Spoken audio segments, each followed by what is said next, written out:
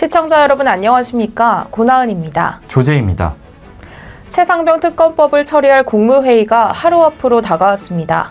더불어민주당 이재명 대표는 윤석열 대통령에게 특검법을 즉각 공포하고 이를 국정기조 전면 전환의 출발점으로 삼으라고 강조했습니다.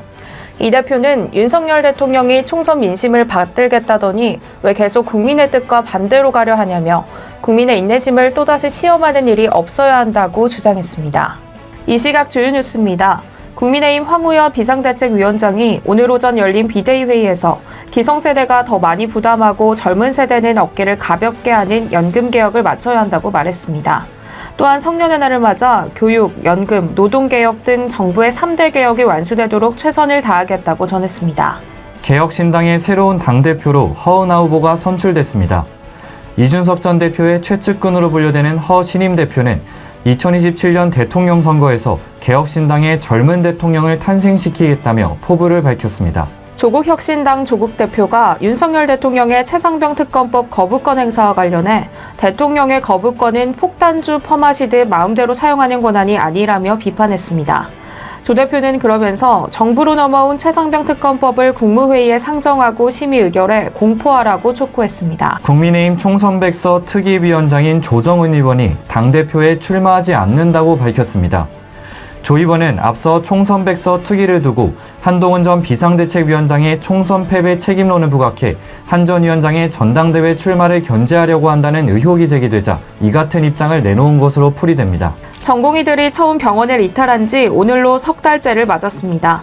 집단사직한 전공의들이 내년도 전문의 시험을 치르려면 오늘까지 복귀해야 하는데 전공의들 사이에서 복귀 움직임은 나타나지 않고 있습니다. 더불어민주당 이재명 대표가 국회의장 경선에서 추미애 후보가 탈락하며 당원들의 반발이 이어지자 직접 당심 달래기에 나섰습니다.